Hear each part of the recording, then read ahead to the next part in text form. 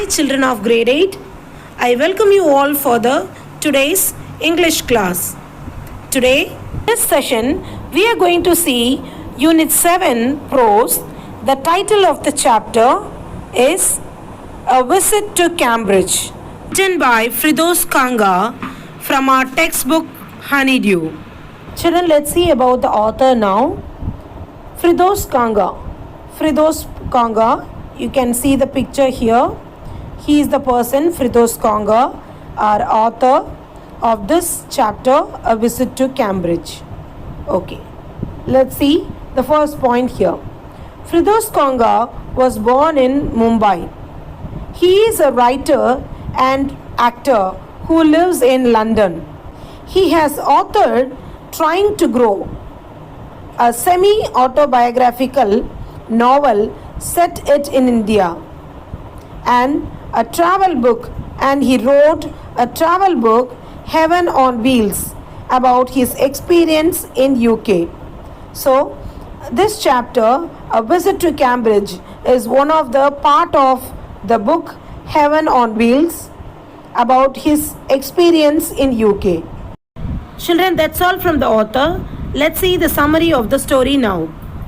Children, this chapter, A Visit to Cambridge, is about the conversation between two people. One is Stephen Hawking and the other one is Firdaus Kanga. Children, let's see about this Stephen Hawking. Who is Stephen Hawking? Stephen Hawking is one of the greatest scientists of our time. He suffered from paralysis that confines him to wheelchair and allows him to speak only by punching buttons on the computer, which speaks for him in a machine-like voice. He wrote a book named A Brief History of Time. So children, this was about Professor Stephen Hawking. He is one of the greatest scientists of our times, and he was suffered from paralysis. Paralysis means a disease.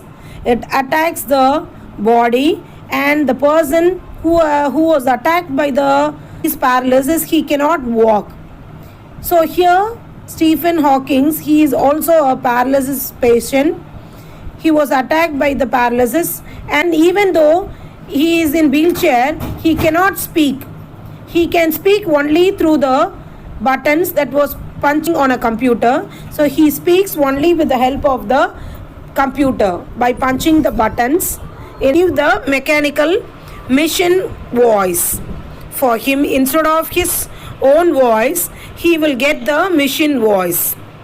So that's all from the Stephen Hawking, who is the first character of this chapter, A Visit to Cambridge. Let's see about the author one more time. Firdaus Kanga. So he is the author and he is the journalist so let's see about Firdaus Kanga here. As I told you before, Firdaus Kanga is a writer and a journalist and who lives and works in Mumbai. Kanga was born with brittle bones. Brittle means breakable. Brittle bones means that the bones are tended to break easily. So that is the meaning for brittle bones. When he was a child, like Hawkins, Kanga moves around in a wheelchair. So both they were paralyzed. So both they are disabled people. So Kanga also moves around in a wheelchair because of the brittle bones. And here Firdaus Kanga wants to meet the most brilliant and paralyzed scientist, that is our Professor Stephen Hawking, the author of the best sold book, A Brief History of Time. So here Firdaus Kanga wanted to meet the brilliant scientist, that is our Stephen Hawking, for his best sold book, A Brief History of Time, that was written by Stephen Hawking. So that's all from the Firdaus Kanga, children. Let's move on to the chapter now. Children, all of you take your textbook, page number 96. Follow me, read along with me, children, and understand the lesson completely. Let's start reading our chapter 7, a visit to Cambridge. Let's see the warm up before you read. This is a story of a meeting between two extraordinary people, as I told you before about the Stephen Hawking and Firdaus Kanga. Both of them are disabled. So both of them are disabled or differently abled. They are called as differently able. As we know, say, Stephen Hawking is one of the greatest scientists of our time. He suffers from a form of paralysis. Paralysis means person who cannot walk. That confines him to a wheelchair and allows him to speak only by punching buttons on a computer, which speaks for him in a machine-like voice. Firdaus Kanga is a writer and a journalist who lives and works in Mumbai. Kanga was born with a brittle bones that tended to break easily. When he was a child, like Hawkins, Kanga moves around in a wheelchair. So this was the warm-up, children. Let's move on to the lesson now. Let's start the first paragraph.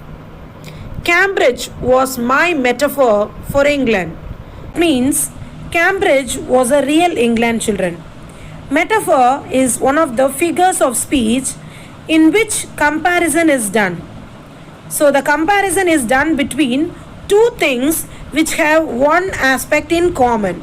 So here Cambridge University and England, both they compared as one aspect in common.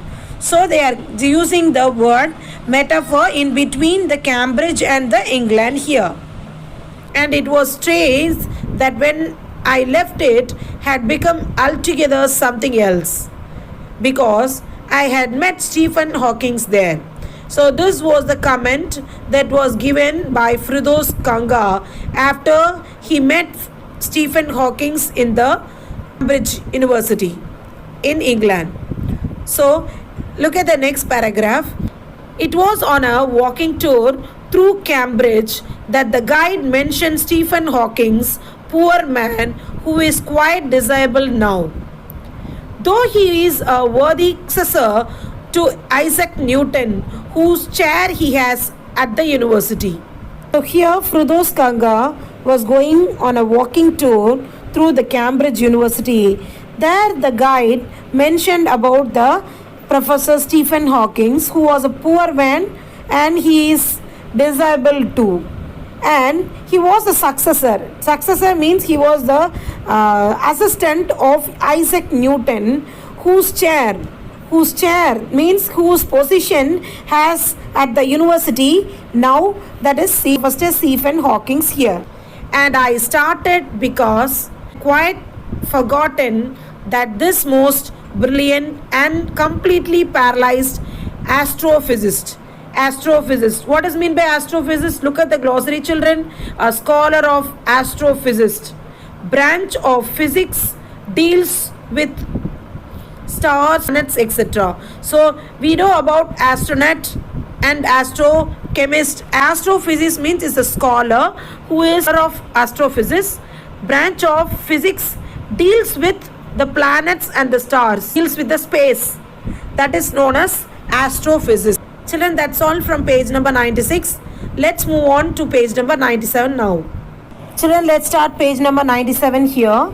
The astrophysicist, and he was the author of A Brief History of Time, one of the biggest bestsellers ever lived here. So, he was an astrophysicist and the author of A Brief History of Time. It's a book that was written by Stephen Hawking, A Brief History of Time, one of the biggest bestseller ever lived here. So that's all from this paragraph. Let's move on to the next paragraph. When the walking tour was done, I rushed to a phone booth and almost tearing the card so it would reach me outside. Phone Stephen Hawking's house.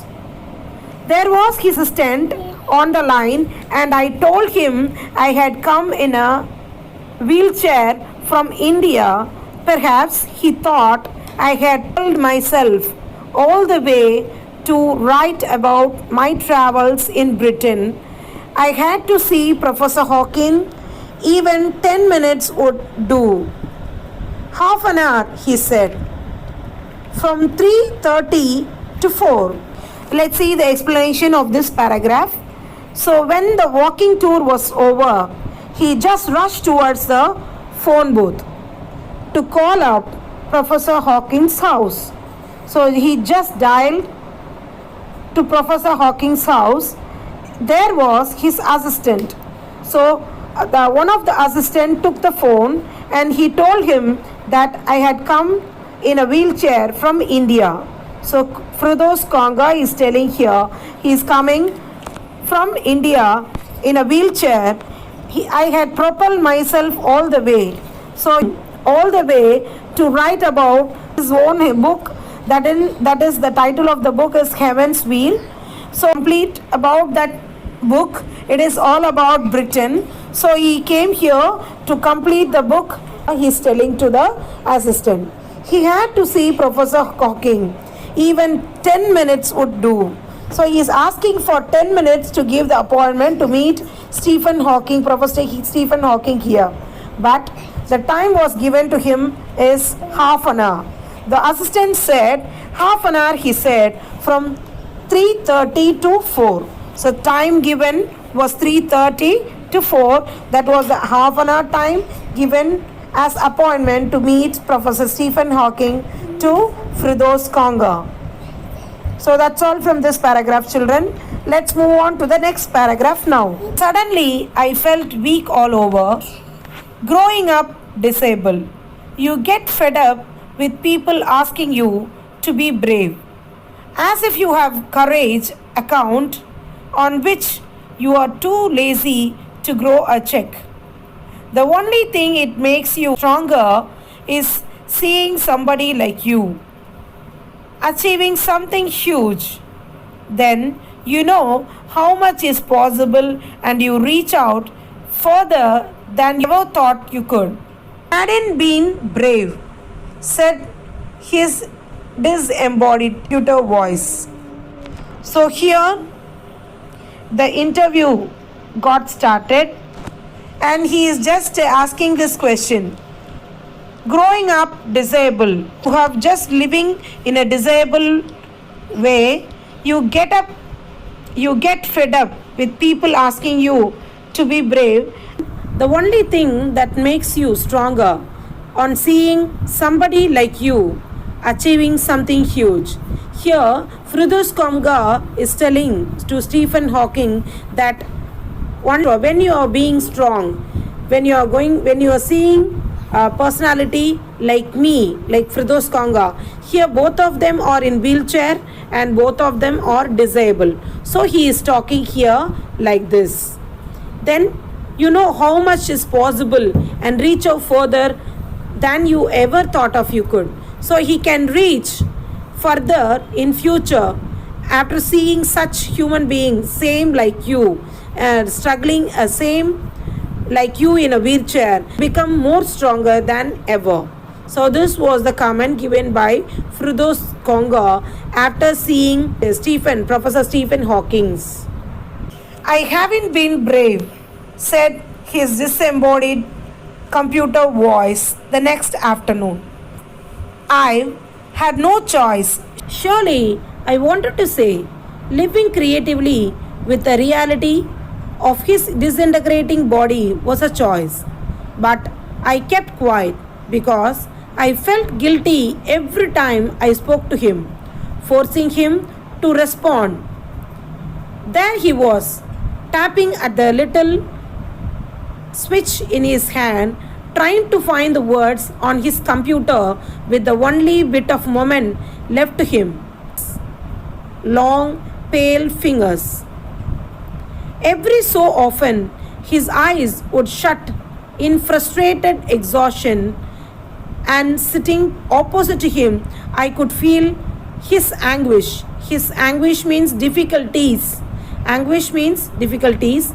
The mind buoyant. Buoyant means intensively active and vibrant. Buoyant with thoughts that came out in frozen phrases and sentences stiff as corpse. Here, Firdaus Kanga is asking so many questions, but he felt difficult to speak to him and he's just trying to force him to respond. So he feel difficult on seeing him tapping the little switches in his hand and trying to find words in the computer for small each and every moment. He is just trying to type the switches and the buttons to express his words in a computer voice and with his pale fingers. So every often his eyes shut in frustration. He just tensed to reply.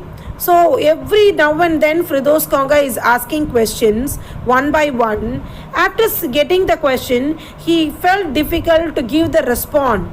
And he felt difficult. He's just Firdaus Kanga is seeing how he is feeling difficult by typing the words in the computer, by searching the keys in the keyboard, and with his pale fingers. So he really feel exhausted. For giving the answer, for giving the reply to him. And sitting opposite to him, he could feel the anguish. Anguish means difficulties. The mind was buoyant. Buoyant means intensively active with thoughts. It came out in phrases and sentences stiff as crops. So he couldn't give proper answer for his spontaneous questions immediately by Firdaus Kanga. So this was the difficulty that Stephen Hawking faced in his interview, and Firdaus Kanga he himself felt guilty that how difficult to give the response to him immediately. Let's move on to the next paragraph. A lot of people seem to think that disabled people are chronically unhappy, I said. So Firdaus Kanga is asking the next question, that lot of people thinking that disabled people are unhappy. What is about your comment? He is asking this question. I know that's not true myself. So Firdaus Kanga he himself telling that I know that that's not true myself, but are you often laughing inside? He is asking these three questions immediately one by one to our Professor Stephen Hawking. That's all from page number 97. Let's move on to the next page, children. Page number 98. About 3 minutes later, see here how much time he is taking to give the response, to give the reply. About 3 minutes later, he responded, I find it amusing when people patronize me. Patronize me means they feel sorrowful, feel unhappy on seeing me. And do you find it annoying when someone like me comes and disturbs you in your work? So here, the next question he is asking again. So his question after the 3 minutes later, he didn't respond. Again, Firdaus Kanga is asking the next question that, and do you find annoying when someone like me comes and disturb you in your work? The second question he is asking again, spontaneously, without any hesitation. The answer flashed, yes. The answer immediately flashed on the computer, and it was typed by Stephen Hawking that yes, Stephen Hawking feel difficult that someone came and disturbed him, what he will think of. This is the question asked by Firdaus Kanga. Immediately, Stephen Hawking was replying that yes. Then he smiled his one-way smile, and I knew without being sentimental or silly that I was looking at one of the most beautiful men in the world. So Firdaus Kanga, after receiving this reply, yes, he smiled and he thought of himself that he was the most beautiful man in the world. Children, let's read on the next passage here. A first glimpse of him is shocking because he is like a still photograph, as if all those pictures of him in magazines and newspapers have turned three-dimensional. Then you see the head twisted sideways into a slump, The torso. Torso means upper part of the body. So look at the glossary, children. Torso means upper part of the body. Shrunk inside the pale blue shirt. The wasted legs. You look at his eyes, which can speak still, and they are saying something huge and urgent. It is hard to tell what, but you are shaken because you have seen something you never thought could be seen. Here he is telling the appearance, features of Mr. Professor Stephen Hawking. So in the first look, a first glimpse of him was shocking because he is looking like a still photograph. He is sitting as it is like a still photograph. And if all those pictures has been seen, he has seen so many pictures of him in magazines and newspaper, has just turned into 3 dimension when he was looking and seeing face to face. Then you see the head was twisted sideways into a slump.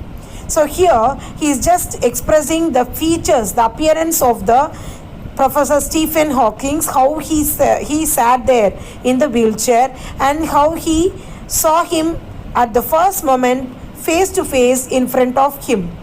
So here he is telling that his head was twisted sideways and his torso means the upper part of the body, shrunk inside the pale blue shirt. It was just compressed inside. Shrunk means compressed inside the pale blue shirt. And the wasted legs. So here the next part is the wasted legs. That is there is no use of the legs. So you look at his eyes. So after seeing all these things, he is just looking at his eyes, which can speak. So his eyes is speaking here and still, and it is saying something that huge and urgent. So the eyes saying something that it was something huge and urgent. It is hard to tell somewhat. So but he couldn't tell it properly, but it is very difficult to him to express. But so here Firdaus Kanga, he has been shaken.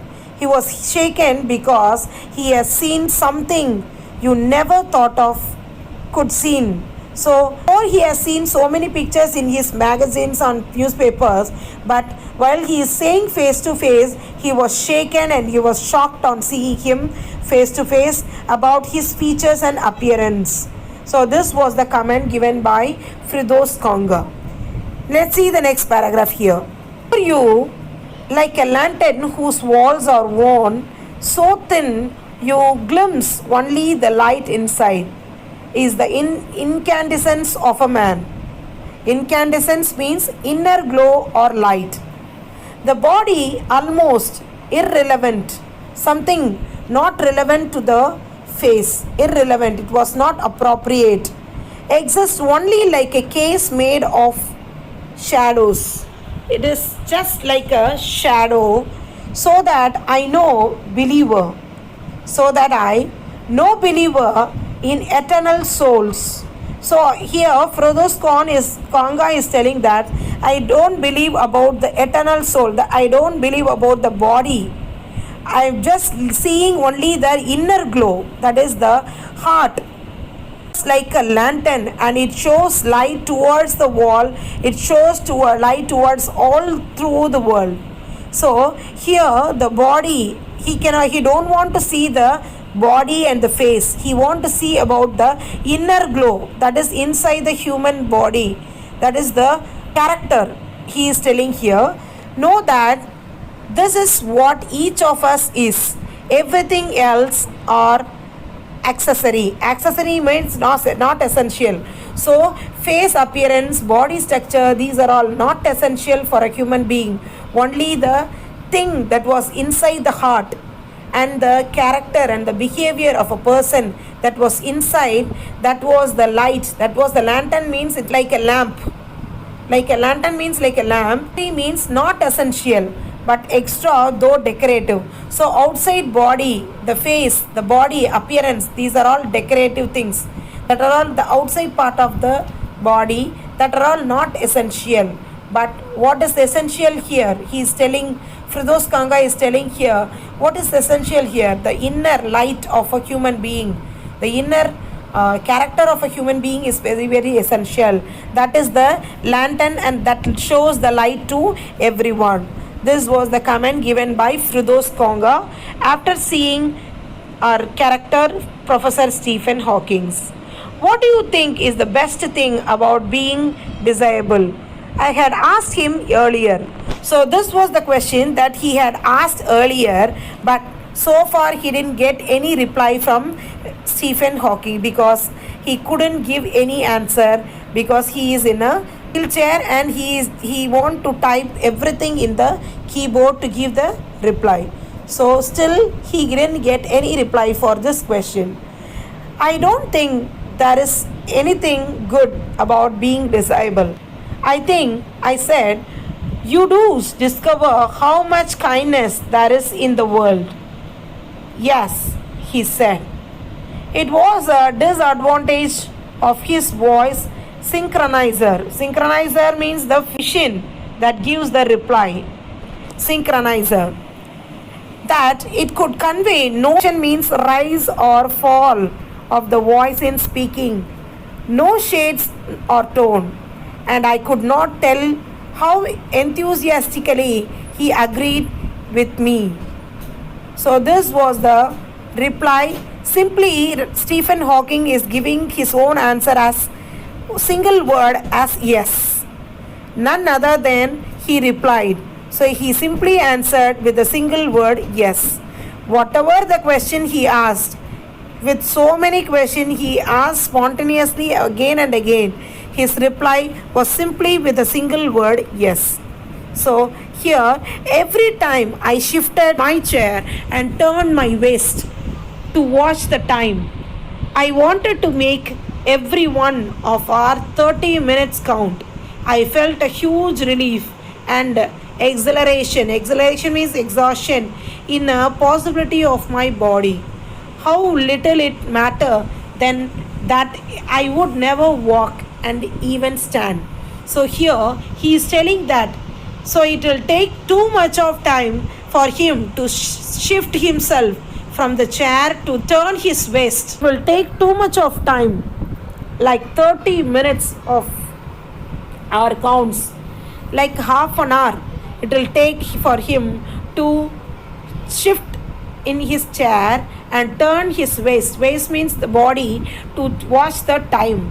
So that much difficult he used to face every day in his life because of the body condition.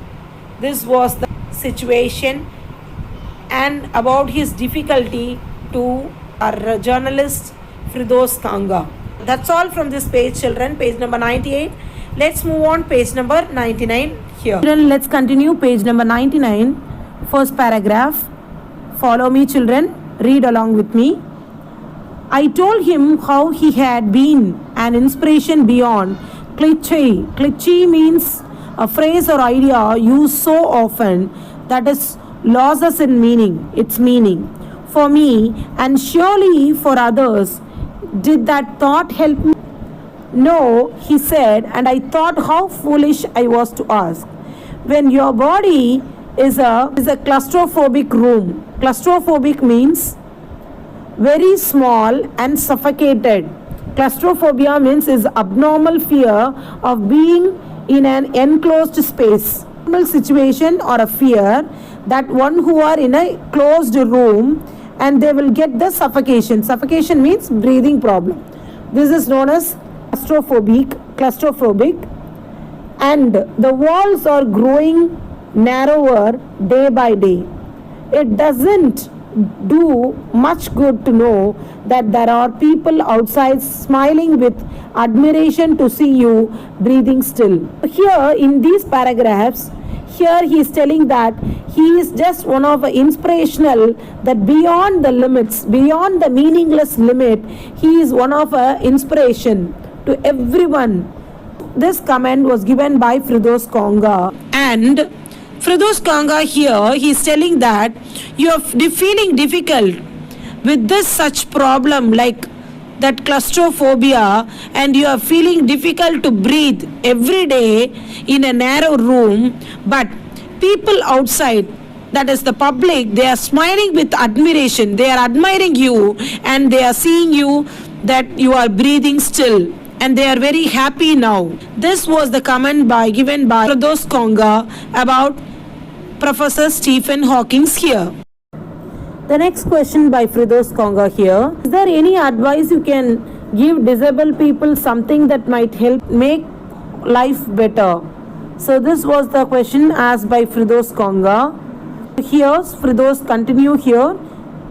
They should concentrate on what they are good at, and I think things like disabled Olympics are a waste of time. I know what you mean.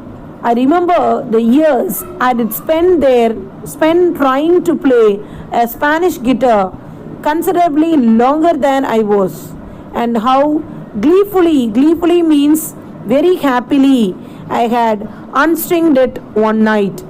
Half an hour was up. I think I have annoyed you. Annoyed means I have troubled you enough, I said, grinning. Thank you for. So here he is telling that he is asking, here Firdaus Konga is asking this question. Can you give any advice for the disabled people? It will be helpful for them to make their life better. So this was the question asked by Firdaus Konga. Again, immediately Firdaus Konga is just continuing with that. They should concentrate on what they are good at. So he is telling that they should concentrate. The disabled people who are all disabled, they should concentrate on what they are good at.